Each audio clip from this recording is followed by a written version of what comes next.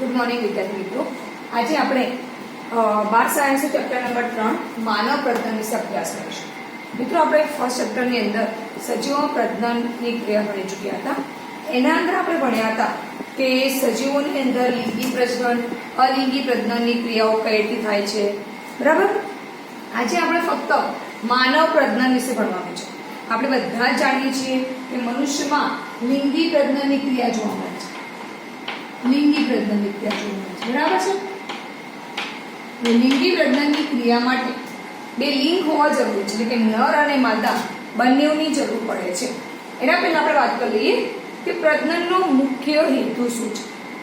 તો પ્રજનનનો મુખ્ય હેતુ છે કે સજીવોનું પેઢી દર પેઢી જીવોનું સાતત્ય છે. પ્રજનનનો મુખ્ય હેતુ શું છે કે પ્રજનન દ્વારા પેઢી દર પેઢી જીવનું સાતત્ય જળવાઈ રહેતું હોય છે. બીજો મુદ્દો કે પ્રજનનની ક્રિયા દ્વારા એકાકી કોષોનું જનીન દ્રવ્ય વેવડાય છે. એકાકી કોષો પહેલા તો લખી દઈએ પહેલો પોઈન્ટ કે જેના દ્વારા પેઢી દર પેઢી સાતત્ય જળવાય છે. હું લખી દઉં છું કે પ્રજનન દ્વારા પેઢીનું સાતત્ય જળવાય છે.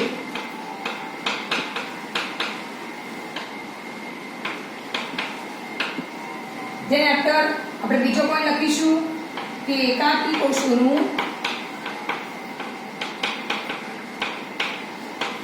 જનીન દ્રવ્ય બેવડાય. આ પોઈન્ટ વિશે આપણે ચર્ચા કરીએ કે એકાકી કોષો. તો આપણને બધાને ખબર છે કે લિંગી પ્રજનનની ઘટનાની અંદર બે જન્યુ, એક નર હોય બીજું માદા હોય. આ જન્યુ જેમની અંદર એકકીય જન્યુ પોતે એકકીય હોય છે અને આ બંને કોષો જે રહ્યા મતલબ ફલનની ક્રિયા થાય છે. અને ફલનની ક્રિયાને પરિણામે જે પણ કોષ એટલે કે આપણો ફલિતાંડ બને છે, યુગ્મન જ બને છે, એ હંમેશા 2n હોય છે. બરાબર છે. તો આપણે અહીંયા એક વસ્તુનું ધ્યાન રાખવું છે કે બે એકાકી કોષો છે એમનું જનીન દ્રવ્ય બેવડાઈ જતું હોય છે, કારણ કે અહીંયા ફલનની ક્રિયા થતી હોય છે. મિત્રો આપણે આ વસ્તુ ધ્યાનમાં લઈશું કે આના કારણે જનીન દ્રવ્ય પહેલી પેઢીથી લઈને બીજી પેઢીમાં પસાર થાય છે. જે જનીન દ્રવ્ય છે એક પેઢીથી બીજી પેઢીમાં પસાર થાય છે. એ તેથી કરીને જાતિના જે જીવન છે, જાતિઓ અલગ અલગ જાતિઓ છે એમના જીવન જળવાઈ રહેતા હોય છે. તો જાતિઓનું જીવન જળવાઈ રહેતું હોય છે. આના કારણે જાતિઓનું જીવન જળવાય છે. આ બધી જ ક્રિયાઓ પ્રજનનના કારણે થતી હોય છે. બરાબર છે. એના પ્રજનન વિશે ડિટેલમાં આપણે બધા આગળના ચેપ્ટરમાં ભણી ચૂક્યા છીએ. ફર્સ્ટ ચેપ્ટરની અંદર અને લિંગી પ્રજનનની ઘટનાઓ ઘણી બધી આપણે સેકન્ડ ચેપ્ટરમાં પણ જોઈ છે. આપણે એક વસ્તુ ધ્યાન લેવાનું છે અહીંયા કે લિંગી પ્રજનન પછી કોઈ પણ સજીવ હોય એ પ્રજનનની ક્રિયા બધાની અંદર સેમ થતી હોય છે. હા, જન્યુ વહન, જન્યુ ઉત્પન્ન થવાની જે ટાઈમ પીરિયડ છે, જે ક્રિયા છે એ થોડી ઘણી ડિફરન્ટ હોય છે. તો જન્યુ જે જનન થઈ છે, સંભાજનની ક્રિયા હોય કે પછી અર્ધીકરણની ક્રિયા હોય એ બધામાં સેમ હોય છે. પણ જન્યુના વહનની ક્રિયા બધાની અંદર અલગ અલગ હોય છે. પણ જે પ્રોસેસ છે ફલન થવું કે પ્રાજનનિક જે ઘટનાઓ છે એ બધા સજીવોમાં સેમ હોય છે. તો ચલો આપણે વાત કરીએ. મેં તમને હમણાં કીધું કે મનુષ્યના અંદર લિંગી પ્રજનન થતું હોય છે અને મનુષ્ય પોતે અપત્ય પ્રસવી પ્રાણી છે. અપત્ય પ્રસવી એટલે આપણને ખબર છે બચ્ચાને જન્મ આપે, ઈંડાને જન્મ આપે એને અંડ પ્રસવી કહેવાય અને બચ્ચાને જન્મ આપે તેને અપત્ય પ્રસવી પ્રાણીઓ તરીકે આપણે ઓળખીએ છીએ. હવે આપણે વાત કરીશું પ્રજનનની અંદર કઈ કઈ ઘટનાઓ જોવા મળે છે. આ પોઈન્ટ તમારે અહીંયા હું જેટલા બી પોઈન્ટ્સ લખીશ એના ઉપર જ આપણે આખું ચેપ્ટર છે. બરાબર છે. તે બધા પોઈન્ટ્સ વિશે આપણે સ્ટેપ બાય સ્ટેપ સમજીશું. પહેલા વાત કરીએ પ્રજનનની ઘટનાઓ કઈ કઈ છે. પ્રજનનની ઘટનાઓ આપણે કોને કહીશું? તો પ્રજનનની ક્રિયામાં જે જે ઘટનાઓ થાય છે એ ઘટનાઓને આપણે પ્રજનનની ઘટનાઓ કહીશું. તો પહેલી ઘટના કઈ હોય? તો કે જન્યુ જનન. જન્યુ ઉત્પન્ન થાય એ ક્રિયાને આપણે જન્યુ જનન ક્રિયા તરીકે ઓળખીએ છીએ. ઓકે, આપણે એની ચર્ચા કરીએ. તો જે જન્યુ જનન જે છે, જન્યુનું જનન ક્યારે? તો જ્યારે યૌવનારંભની શરૂઆત થશે, યૌવનારંભ એટલે કે યુવાનીની શરૂઆત થાય ત્યારબાદ જન્યુનું જનનની ક્રિયા શરૂ થઈ જતી હોય છે. નર હોય કે માદા હોય બંનેની અંદર જન્યુનું જનન થતું હોય છે. આપણને ખબર છે કે આપણા શરીરના દરેક કોષ 2n છે એટલે કે દ્વિકીય છે, પરંતુ આપણા જન્યુઓ એકકીય હોય છે. તો જન્યુઓ એકકીય ઉત્પન્ન થાય છે એ કઈ ક્રિયા દ્વારા? તો આપણે અધ્યાય સાયન્સમાં ભણી ચૂક્યા છીએ કે પ્રજનન કોષો અર્ધીકરણની ક્રિયા દ્વારા ઉત્પન્ન થતા હોય છે. ઓકે, એના પછી બીજી પોઈન્ટ જોઈએ કે નર અને માદામાં ઘણા બધા તફાવત જોવા મળે છે. આપણે બહારથી તો જોઈ શકીએ છીએ કે નર અને માદામાં ઘણા બધા તફાવત છે. જેમ કે નરનું શરીર છે ખડતલ છે, જ્યારે માદાનું સાપેક્ષે ઓછું મતલબ ખડતલ હોતું નથી એટલા જેટલું. નર જે છે એના શરીર પર ઘણી બધી રૂવાટી હોય છે, જ્યારે માદામાં એની સાપેક્ષે બોજ કે વાળ આપણે કહીએ છીએ. બીજું, નરનો અવાજ જે ઘેરો હોય છે, જ્યારે માદાનો અવાજ તીવ્ર હોય છે. સ્તન ગ્રંથિનો વિકાસ નરમાં નથી થયેલો હોતો, જ્યારે માદામાં સ્તન ગ્રંથિ નિતંબનો વિકાસ સારો થયેલો હોય છે. આ બાહ્ય દેખાય છે. અંદરથી પણ નર અને માદામાં ઘણા બધા તફાવત જોવા મળે છે. આપણે જન્યુની વાત કરીએ તો જન્યુમાં પણ નર અને માદામાં તફાવત છે.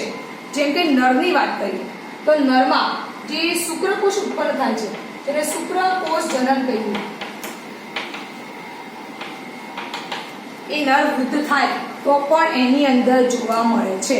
તો આપણે કહી શકીએ કે લગભગ પુરુષની અંદર શુક્રકોષ જનન જીવન પર્યંત હોય છે. સમજ પડે છે કે શુક્રકોષ જનન નરની અંદર જીવન પર્યંત હોય છે. કે નર ગરડો થશે, વૃદ્ધ થશે તો શુક્રકોષનું જનન અટકતું નથી. પરંતુ જો માદાની વાત કરીએ, અંડિકોષ જનનની વાત કરીએ તો એમ કહેવાય છે 50 વર્ષ ની ઉંમરે એટલે લગભગ 50 ની આજુબાજુ, એક્ઝેક્ટલી આપણે ના કહી શકીએ કે 50 વર્ષની આજુબાજુની જે ઉંમર થાય ત્યારે અંડકોષ જનન માદાની અંદર સ્થગિત થઈ જતા હોય છે. અંડકોષ જનન માદાની અંદર સ્થગિત થઈ જાય છે.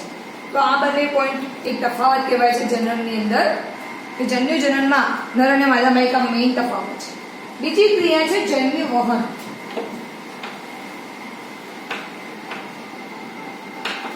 જન્યુ વહન એટલે શું? તો જે શુક્રકોષ છે એ માદાના પ્રજનન માર્ગ સુધી કે જનન માર્ગમાં દાખલ થાય એ ક્રિયાને આપણે કહીશું જન્યુ વહન. એના પછી જે બંને જન્યુનું જોડાણ જેને આપણે ફલન તરીકે ઓળખીએ છીએ. ફલનની ક્રિયા બાદ બને છે ફલિતાંડ, અને એ બનેલું જે ફલિતાંડ છે એમાંથી ભ્રૂણ બનવાની શરૂઆત થાય છે. પણ શરૂઆતમાં ગર્ભકોષ્ઠ કોથળીનું નિર્માણ થશે. શું થશે? ગર્ભકોષ્ઠ કોથળી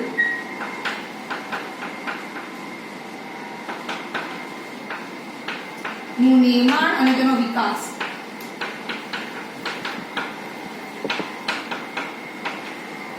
ગર્ભની આજુબાજુ એક કોથળીનું નિર્માણ થાય છે. આ બધા શબ્દો આપણી માટે નવા નથી, 10મા ધોરણમાં આપણે ભણી ચૂક્યા છીએ અને આગળ પણ આ બધા જ પોઈન્ટ આપણે સ્ટેપ બાય સ્ટેપ ભણવાના છે.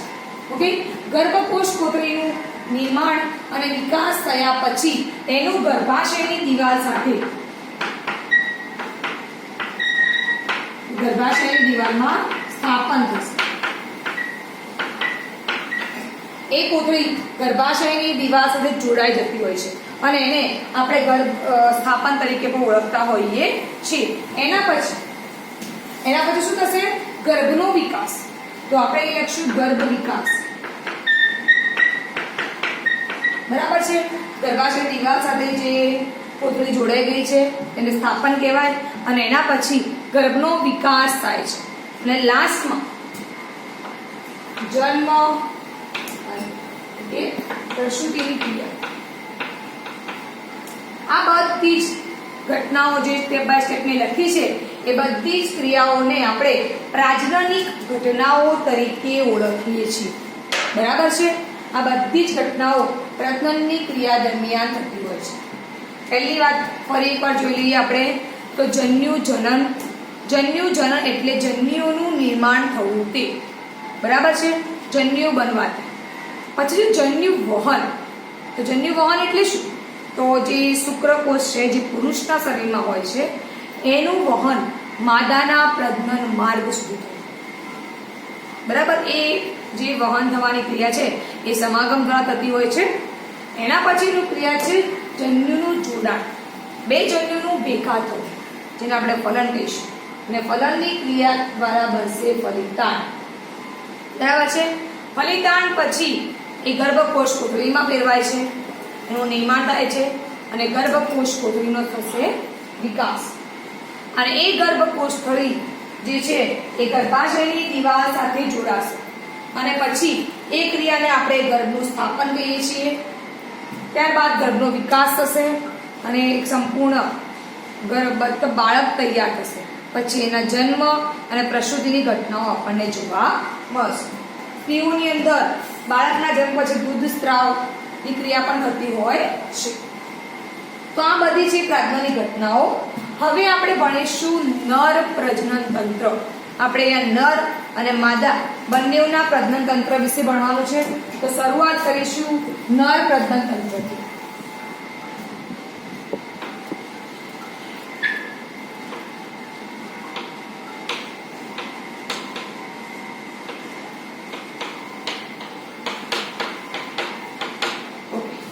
તો નર પ્રજનન તંત્ર એ પુરુષની અંદર જોવા મળશે અને એ નિતંબ પ્રદેશની વિસ્તારમાં આપણને જોવા મળે છે, બરાબર.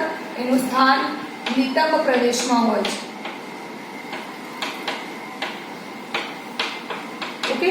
હવે નર પ્રજનન તંત્રની અંદર કયા કયા આપણને અંગો જોવા મળશે અથવા નર પ્રજનન અંગો કયા કયા છે? તો પહેલું આપણે વાત કરીએ શુક્રપિંડ, જે મેઇન નર પ્રજનન તંત્ર અંગ છે, જે શુક્રકોષનું નિર્માણ કરે છે. બીજી ઘણી બધી સહાયક નલિકાઓ, સહાયક ગ્રંથિઓ પણ નર પ્રજનન તંત્રમાં સમાવેશ થાય છે. તો નર પ્રજનન તંત્રમાં સૌથી પહેલા વાત કરીશું શુક્રપિંડ, પછી આપણે સહાયક નલિકાઓ અને સહાયક ગ્રંથિઓનો સમાવેશ થાય છે.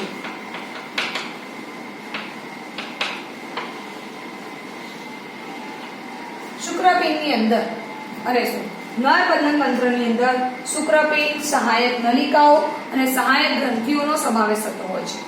સૌપ્રથમ આપણે વાત કરીશું શુક્રપિંડ, કે શુક્રપિંડની રચના કેવી છે, શુક્રપિંડ કેવું છે, બરાબર. સૌપ્રથમ વાત કરીશું આપણે શુક્રપિંડની.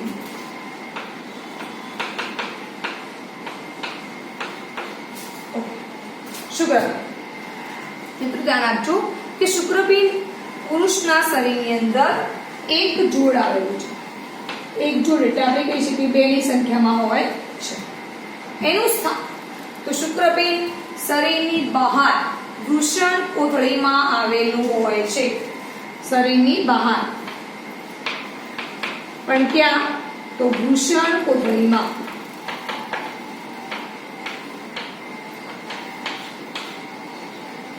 આ શબ્દ યાદ રાખવાના છે આપણે કે શુક્રપિંડ નરના અંદર શરીરની બહાર આવેલું હોય છે અને વૃષણ કોથળીની અંદર એ ગોઠવાયેલું હોય છે.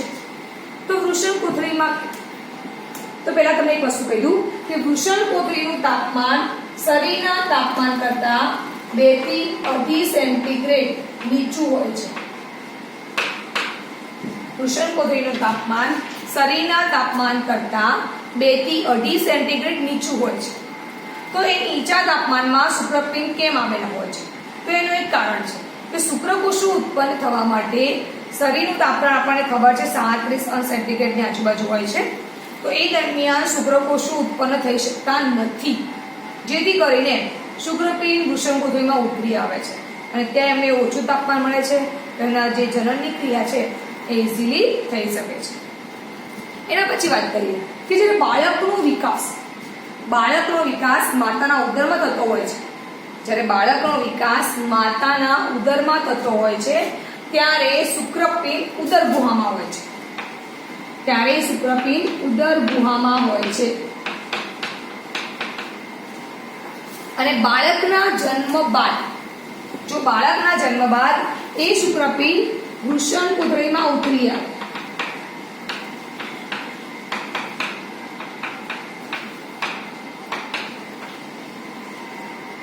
આ શબ્દો પર આપણે ધ્યાન આપવાનું છે કે શુક્રપિંડ જ્યારે એટલે કે બાળક જ્યારે પોતાના માતાના ઉદરકોથળીમાં હોય છે ત્યારે શુક્રપિંડ એ બાળકના શરીરની અંદરની બાજુ હોય છે, પરંતુ જ્યારે બાળકનો જન્મ થશે ત્યારે એ શુક્રપિંડ વૃષણકોથળીની અંદર ઉતરી આવતા હોય છે. હવે કહી દઉં કે ડોક્ટર્સ જ્યારે બાળકનો જન્મ થાય, બાળકના જન્મ પછી ડોક્ટર્સ ચેક કરતા હોય છે કે શુક્રપિંડ જે છે એ વૃષણકોથળીમાં ઉતરી આવ્યા છે કે નહીં. જો કોઈ કારણસર કોઈ બાળકની અંદર શુક્રપિંડ વૃષણકોથળીમાં ઉતરી ન આવ્યા હોય તો એ બાળકની અંદર શસ્ત્રક્રિયા દ્વારા શુક્રપિંડને વૃષણકોથળીમાં લાવવામાં આવે છે. હવે આપણે શુક્રપિંડની વાત કરીશું તો શુક્રપિંડના કદ વિશે ચર્ચા કરીશું. તો જે શુક્રપિંડની લંબાઈ છે, શુક્રપિંડની લંબાઈ 4 થી 5 સેન્ટીમીટર છે.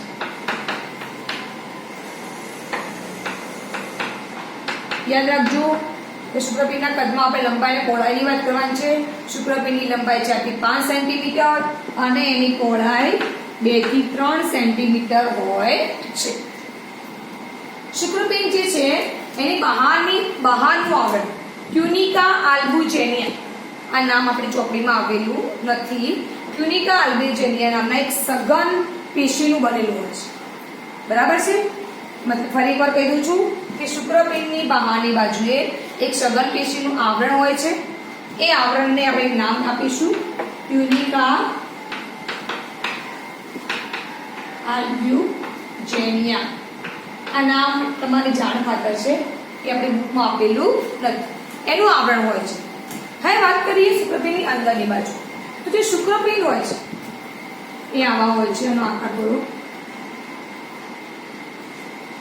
એમની અંદર 250 જેટલી ખંડિકાઓ હોય છે. આ રીતે 250 જેટલી ખંડિકાઓ આપણને જોવા મળે છે. તો હું અહીંયા લખું છું કે તેની અંદર ખંડિકાઓની સંખ્યા કેટલી હોય છે? 250 જેટલી.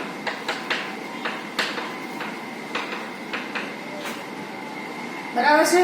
તો શુક્રપિંડની અંદર 250 જેટલી ખંડિકાઓ આવેલી હોય છે. આપણે ખંડિકાઓ વિશે ચર્ચા કરીએ.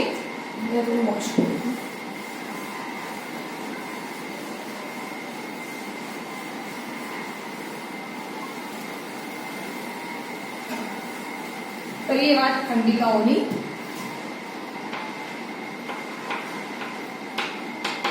તો આપણે પર્ટિક્યુલરલી એક ખંડિકાની વાત કરીશું. તો દરેક ખંડિકાની અંદર 2 પ્રકારના ભાગ જોવા મળશે.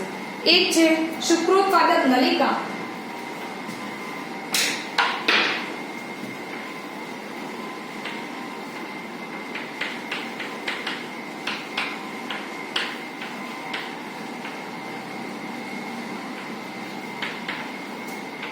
અને બીજું છે આંતરાલીય અવકાશ.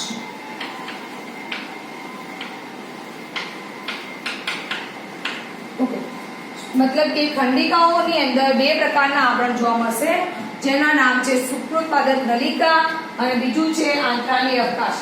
તો તમે કહી દઉં કે કોઈ એક ખંડિકા હશે એની અંદર આ રીતે 3 શુક્રોત્પાદક નલિકાઓ આપણને જોવા મળશે. માનો કે આ એક શુક્રપિંડ છે, તો આપણે ખંડિકાઓ માનો ધ્યાન દર્શાવજો. માનો કે આ ખંડિકાઓ છે, તો દરેક ખંડિકાની અંદર આપણને શુક્રપિંડની અંદર પહેલા તો આપણે જોઈશું કે 250 જેટલી ખંડિકાઓ આવેલી હોય છે.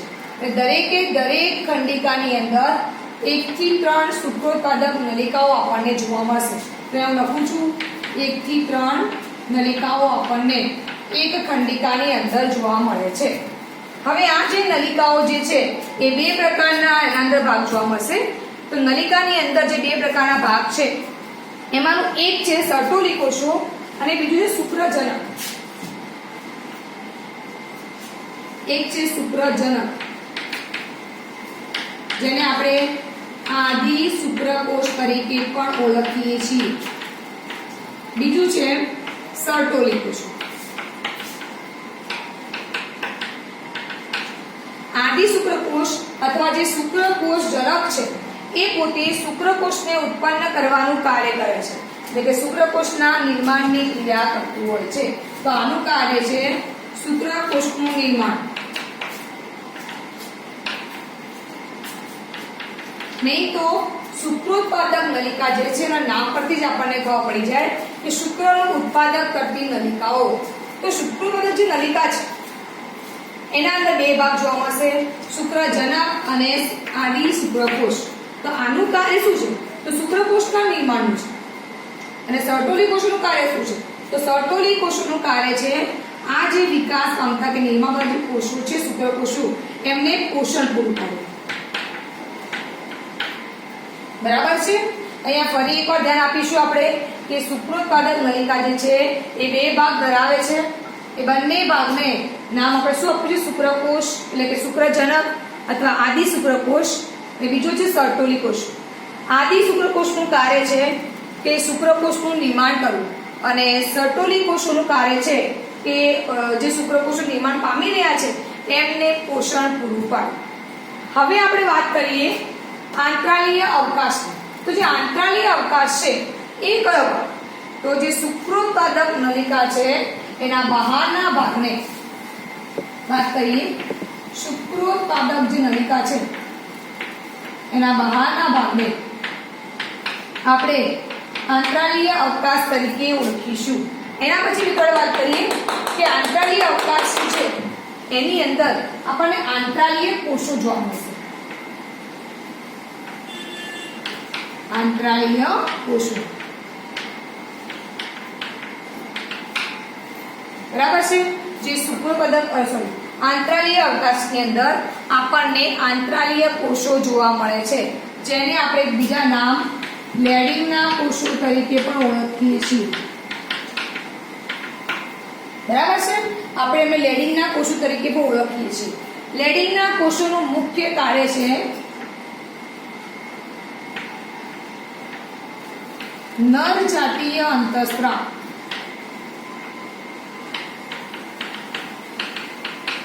જેને આપણે એન્ડ્રોજન તરીકે ઓળખીએ છીએ અથવા આપણે એને ટેસ્ટોસ્ટેરોન તરીકે પણ ઓળખીએ છીએ. એનું સંશ્લેષણ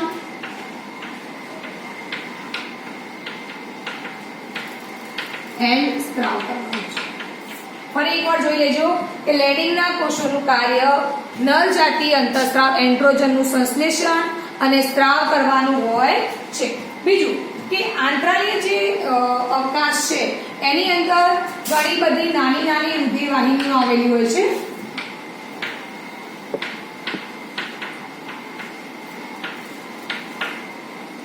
પછી એની અંદર રોગ પ્રતિકારક કોષો પણ આવેલા, મતલબ કે રોગ પ્રતિકારકતા વાળા કોષો પણ આપણને જોવા મળશે. ફરી એકવાર આપણે વાત કરી લઈએ કે ખંડિકાઓ જે છે એની અંદર જે આંતરાલીય અવકાશ છે એના અંદર આંતરાલીય કોષો, રુધિરવાહિનીઓ, રોગ પ્રતિકારકતાના કોષો તેમજ ચેતાઓ પણ આવેલી હોય છે. પણ આઈ થિંક આ ચેતાઓ વિશે આપણને ચોપડીમાં આપ્યું નથી. જે લેડિંગના કોષો છે એમનું કાર્ય એન્ડ્રોજનનું સંશ્લેષણ અને સ્ત્રાવ કરવાનું છે. રુધિરવાહિનીઓ તો આપણને ખબર છે. રોગ પ્રતિકારકતાના જે કોષો છે એ શુક્રકોષની સામે મતલબ કે કોઈને રોગ પ્રતિકારકતા પૂરી પાડે છે. તો આ થઈ ગયું આપણું ખંડિકાઓ છે. મતલબ કે મેં તમને હમણાં થોડા પહેલા કીધું કે એક શુક્રપિંડની અંદર 250 જેટલી ખંડિકાઓ આવેલી હોય છે, અને એ ખંડિકાઓ રચના આપણે અહીંયા બોર્ડ પર જોઈ ચૂક્યા છીએ. હવે આપણે વાત કરીએ કે શુક્રકોષના વહનમાં કઈ કઈ નલિકાઓ સંકળાયેલી હોય છે. મતલબ કે મેં તમને થોડા પહેલા કીધું કે સહાયક નલિકાઓ. શુક્રપિંડ તો આપણે આખું જોઈ લીધું છે. હવે આપણે વાત કરીશું સહાયક નલિકાઓની. ચલો જોઈએ.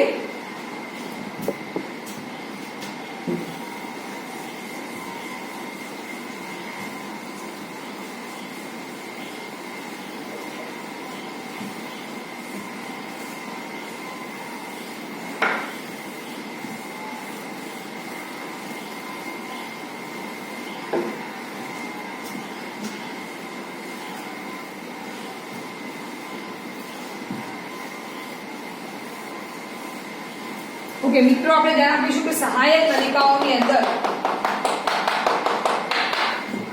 ઘણી બધી નળીઓનો સમાવેશ થાય છે. તો પહેલા આપણે હું તમને સમજાવી દઉં કે કઈ કઈ નલિકાઓ અંદર આવેલી હોય છે. તો સુકૃતપદક નલિકાઓ વિશે આપણે ભણ્યા. એના પછી વૃષણ જાળ આપણને જોવા મળશે. એ બધી સુકૃતપદક નલિકાઓ ભેગી થઈ અને વૃષણ કોથળીની નજીકના ભાગમાં એક જાળા જેવી રચના કરે છે, જેને આપણે વૃષણ જાળ તરીકે ઓળખીએ છીએ. એ બધી વૃષણ જાળની નલિકાઓ ભેગી થઈ અને શુક્રવાહિકામાં જોઈન થતી હોય છે. તો પહેલા હું બધાને લખું છું સુકૃતપાદક નલિકાઓ.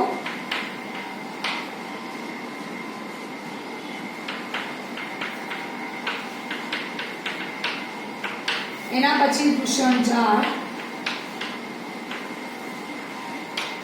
શુક્રવાહિકા,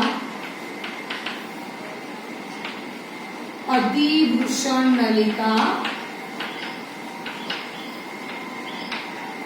શુક્રવાહિની. તમે જોઈ શકો છો કે આ બધા જે શબ્દો હું લખી રહી છું એ બધા શબ્દો પ્રમાણે જે પણ નલિકાઓ હું લખી રહી છું એ શુક્રકોષના વહનના માર્ગમાં પણ આવે છે. તો આપણે એને સહાયક નલિકાઓની સાથે સાથે વહનનો ક્રમ પણ કહી શકીએ છીએ. શુક્રવાહિની પછી સ્ખલન નલિકા,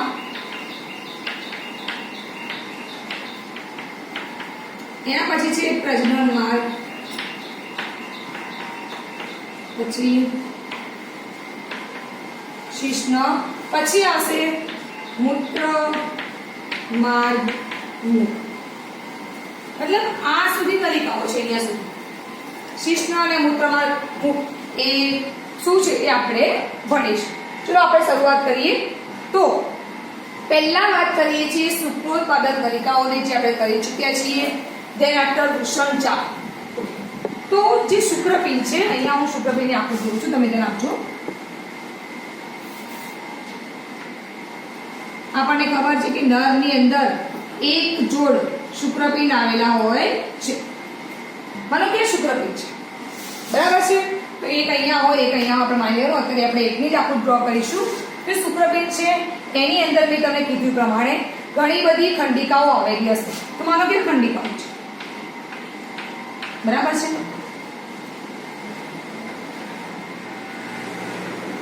તો આને આપણે કહીશું ખંડિકા. ખંડિકાની અંદર શુક્રોત્પાદક નલિકાઓ આવેલી હોય છે. તો આ થઈ ગઈ શુક્રોત્પાદક નલિકા. જે શુક્રોત્પાદક નલિકાઓ છે એમાંથી જે પણ નલિકાઓ ભેગી ઉત્પન્ન થશે, બહાર નીકળશે, એ નલિકાઓ ભેગી થઈને વૃષણ જાળની રચના કરશે. તો અહીંયા વૃષણ જાળની રચના થશે આખી. તો આ છે આપણા માટે વૃષણ જાળ. મતલબ કે આ બધી જ જે ખંડિકાઓ છે 250 જેટલી ખંડિકાઓ, એ 250 ખંડિકામાં પર્ટિક્યુલર એકના અંદર 1 થી 3 હોય છે. તો 1 હોય, 2 હોય, તો 3 નલિકાઓ હોય શુક્રોત્પાદક. એ નલિકાઓ બધી ભેગી થઈને બહાર નીકળે છે અને બહાર ભેગી થઈ અને એક પહેલા કરતા થોડી ઊંચી નલિકાઓ બનશે, જેને આપણે વૃષણ જાળ તરીકે ઓળખીશું. એના પછી મેં તમને કીધું કે વૃષણ જાળ ભેગી થઈ અને શુક્રવાહિકાની અંદર પૂરતી હોય છે. આ રીતે આની પરથી આપણે જોઈશું કે આ બધું વૃષણ કોથળીની અંદર આવેલું હોય છે. માનો કે અહીંયા સુધી વૃષણ કોથળી છે આપણી.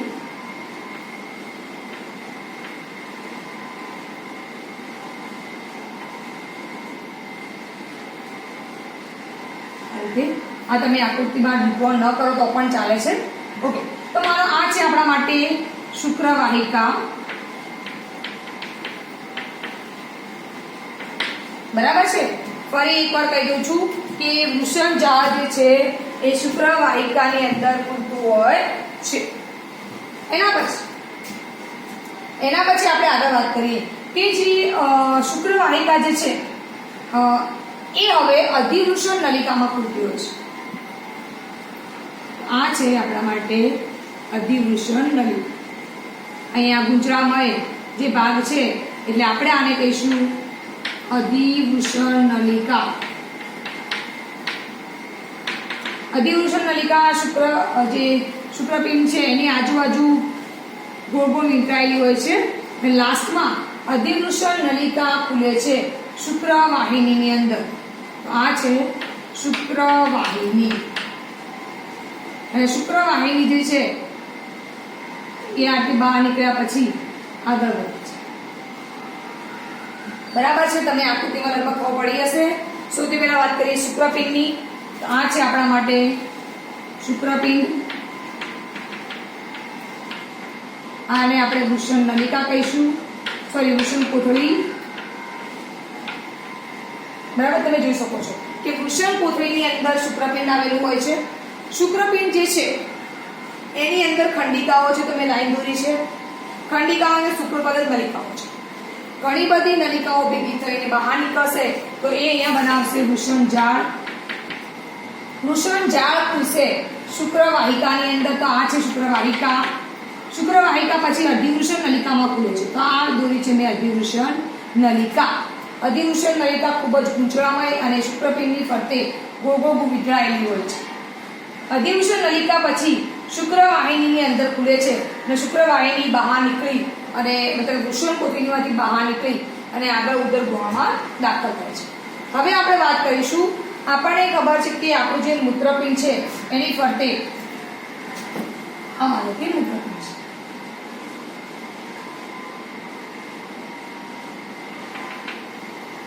મૂત્રાશય છે. બરાબર છે. એની ફરતે લૂપ બનાવી અને દાખલ થાય છે.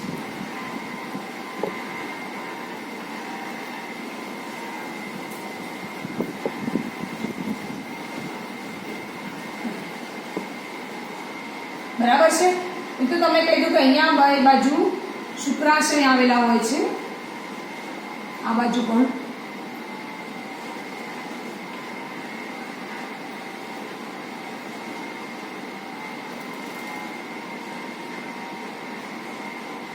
અને આ બાજુથી આપણે જોઈ શકીશું કે જોડમાં હોય છે, જેના કારણે આ બાજુથી પણ એક શુક્રવાહિની એન્ટર થશે અને બંને ભેગી થઈ જશે.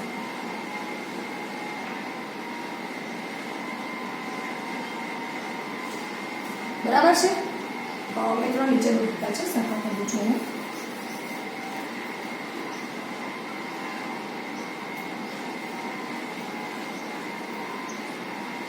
બરાબર છે. આ માનો કે છે આપણા માટે શુક્રપિંડ, સોરી શુક્રાશય. હું દરેકના નામ લખી લઉં છું, જોઈ શકો છો તમે. આ છે મૂત્રાશય, એ પાછળ આપણે દોર્યું છે.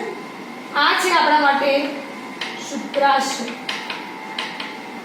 હવે મૂત્રવાહિની એટલે કે શુક્રવાહિની હું અહીંયા લખું છું કે તમને બરાબર દેખાશે.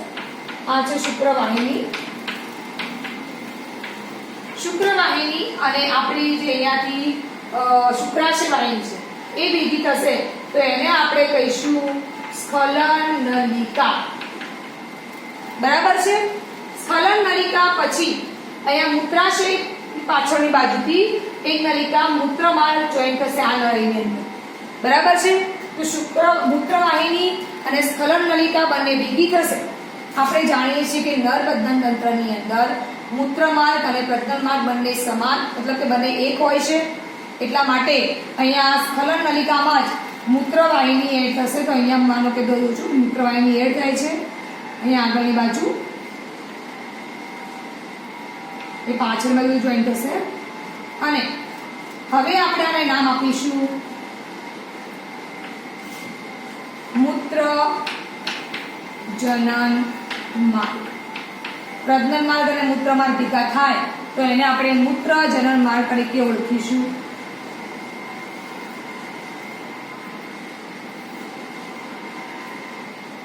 બરાબર છે.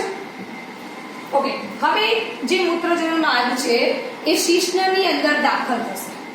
તો અહીંયા હું બોલું છું શિશ્ન.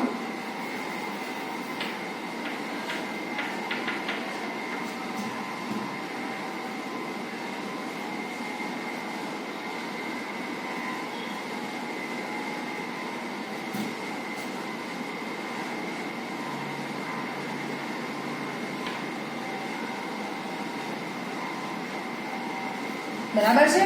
તો આ છે શિશ્ન અને આ જે ભાગ છે ને શિશ્નાગ્ર કહીશું. શિશ્નનો આગળનો ભાગ આપણે શિશ્નાગ્ર કહીશું. અને આ જે છે જ્યાંથી મૂત્ર બહાર નીકળશે તો એને આપણે કહીશું મૂત્ર માર્ગ. બરાબર છે મિત્રો? તમે આ આકૃતિમાં જોઈ શકો છો કે આખી રચનાને નરતંત્રની અહીંયા દોરી દીધી છે. તમને કહી દઉં ફરી એકવાર આપણે ધ્યાન આપજો. શુક્રપિંડ જે છે એની અંદર ઘણી બધી નલિકાઓ ખંડિકાઓ હોય છે. એના અંદર શુક્ર નલિકાઓ હોય છે. નલિકાઓ ભેગી થઈને વૃષણ જાળ બનાવશે. એ ભેગા થઈને શુક્રવાહિકા અધિવૃષણ નલિકામાં ખુલે છે. અધિવૃષણ નલિકા શુક્રવાહિનીમાં શુક્રવાહિની છે એ મૂત્રાશયની ફરતી લૂપ બનાવી શુક્રાશય સાથે જોડાઈને સ્ખલન નલિકામાં ફેરવાય છે. સ્ખલન નલિકા મૂત્ર માર્ગ સાથે જોડાઈ અને પ્રજનન માર્ગ એટલે કે મૂત્રજનન માર્ગમાં ફેરવાય છે. એના પછી એ શિશ્નમાં દાખલ થાય છે અને પછી બહારની તરફ ખુલે છે. તો આપણે આ જોયું કે આખા જે છે એને આપણે પ્રજનનનો માર્ગ કહીશું અથવા તો જે શુક્રપિંડની જે નલિકાઓ છે એના વહનનો માર્ગ આપણે તરીકે ઓળખીએ છીએ. આપણે યાદ રાખવાનું છે કે પુરુષના અંદર મૂત્ર અને જે મતલબ કે શુક્રકોષો કે પ્રજનન માર્ગ બંને એક જ હોય છે, જેથી કરીને આપણે એને મૂત્ર જનન માર્ગ તરીકે ઓળખીએ છીએ. હવે આપણે વાત કરીએ તો માર્ગ આખો જોઈ લીધો છે. હવે હું તમને શિશ્નનો આગળ ભાગ દર્શાવી દઉં છું, પછી આપણે સહાયક ગ્રંથિઓની વાત કરીશું. તો શિશ્ન તો આપણને ખબર છે કે વૃષણકોથળીની આગળની બાજુ હોય છે, મતલબ કે આ આકૃતિ જે છે એમાં શિશ્ન અહીંયા ઉપરની તરફ હોય છે, વૃષણકોથળીની બાજુ નીચેની તરફ હોય છે. બરાબર છે? પણ અહીંયા આપણે દોરવા ખાતર થોડી સાઈડ પર દોરી છે. એક વસ્તુ ધ્યાન રાખજો, વૃષણકોથળી શરીરની બહાર છે, શિશ્ન પણ શરીરની બહાર છે, પણ શુક્રવાહિની જે છે એ વૃષણકોથળીમાંથી નીકળી શરીરની અંદર જઈ મૂત્રાશયની ફરતી લૂપ બનાવી અને પાછી શરીરની બહાર આવે છે. એ વસ્તુ આપણે ધ્યાન રાખવું જરૂરી છે. હવે વાત કરીએ કે શિશ્ન તો વૃષણકોથળીની આગળની બાજુ હોય છે.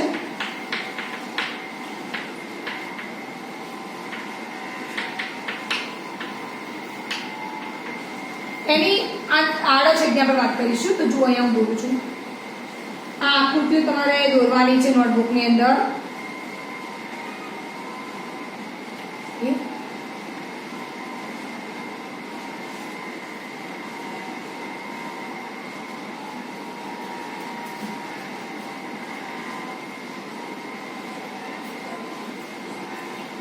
જે શિશ્ન છે એની અંદર 3 ઉત્થાન પેશી આપણને જોવા મળશે. આ રીતે 3 ઉત્થાન પેશી જોવા મળશે. તો આ જે ઉપરની છે એ 2 ઉત્થાન પેશી જે પૃષ્ઠ તરફ હશે, પૃષ્ઠ બાજુ, અને આ જે છે એ વક્ષ તરફ હોય છે. જે વક્ષ તરફ ઉત્થાન પેશી છે એના અંદર મૂત્ર જનન માર્ગ બહાર નીકળતો હોય છે. બરાબર છે? અને આ બંને ઉત્થાન પેશી કાર્ય શું? મતલબ કે શ્વસનમાં આનું કાર્ય વહનનું હોય છે. ઉત્થાન પેશી દરમિયાન મતલબ કે ઉત્થાન પેશીનું મુખ્ય કાર્ય કે જ્યારે પુરુષ જાતીય ઉત્તેજના અનુભવે,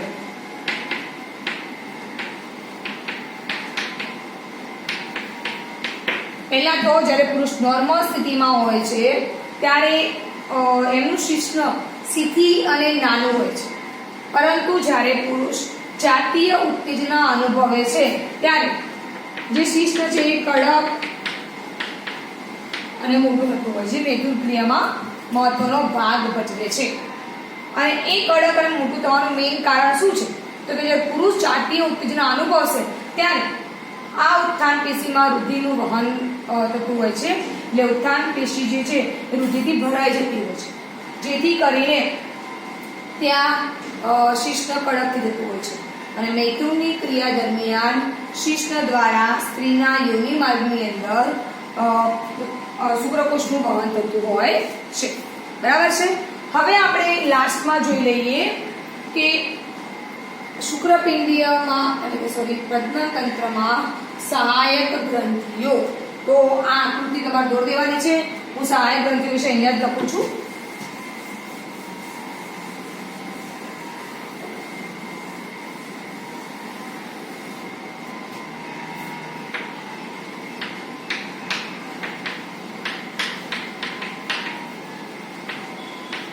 મુખ્યત્વે આપણને 3 સહાયક ગ્રંથિઓ જોવા મળશે. એક છે શુક્રાશય, જે જોડમાં હોય છે, બરાબર, અને એનું મુખ્ય કાર્ય શુક્રકોષોને પોષણ આપવાનું હોય છે. સેકન્ડ છે પ્રોસ્ટેટ ગ્રંથિ.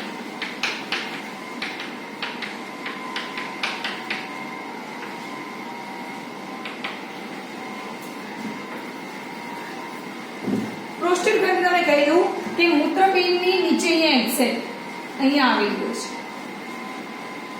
તો આને આપણે કહીશું પ્રોસ્ટેટ ગ્રંથિ. પ્રોસ્ટેટ ગ્રંથિ જોડમાં હોતી નથી, એક જ હોય છે, બરાબર છે. અને પ્રોસ્ટેટ ગ્રંથિનું મુખ્ય કાર્ય શુક્રકોષોને પ્રજનનમાં મદદ કરવી. એટલે પ્રજનન ક્ષમતા એટલે કે ચાલવાની આપણને ખબર છે શુક્રકોષની આકૃતિ આવી હોય છે.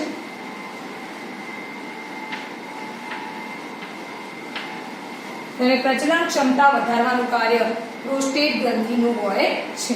અને લાસ્ટ